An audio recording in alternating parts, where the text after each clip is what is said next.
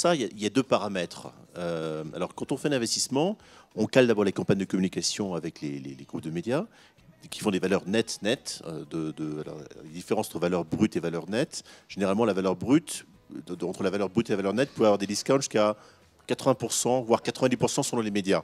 D'accord. Donc, il faut vraiment raisonner en termes de valeur nette et pas en termes de valeur brute.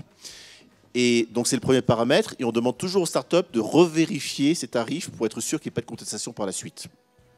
Et puis, la seconde étape, c'est la valorisation des parts aussi. Puisque si on a une campagne de 1 million d'euros dans une start-up, ou une société de croissance même, parce que ce n'est pas que des start-up, eh bien, il faut voir à quoi ça correspond dans le capital. Et est-ce que nous, on rentre en même temps que du cash, ou peut-être on peut rentrer à un moment différent du cash, à une autre valorisation que le cash.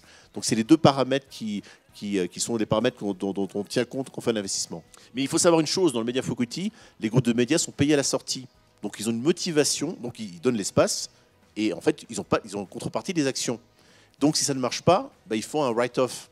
Et donc, ils le font dans les cas où ils pensent qu'ils ont un impact réel, première chose importante, et dans un cas où ils pensent pouvoir créer de la valeur. Donc, c'est vraiment un espèce d'usage collaboratif entre les groupes de médias et les sociétés de croissance qui font que tout le monde, on espère que tout le monde sera gagnant. Ça ne marchera pas à tous les coups. Les expériences étrangères l'ont prouvé, mais ça peut marcher dans des cas assez remarquables.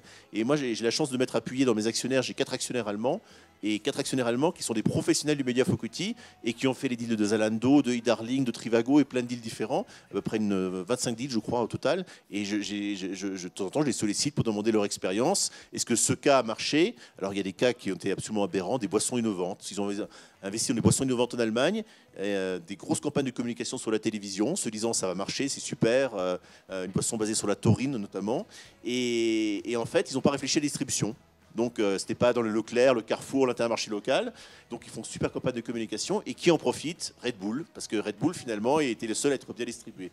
Et donc, il y a plein d'éléments de réflexion par rapport à ça. La communication, c'est un élément important. Mais si la société est mûre pour transformer cette communication en chiffre d'affaires.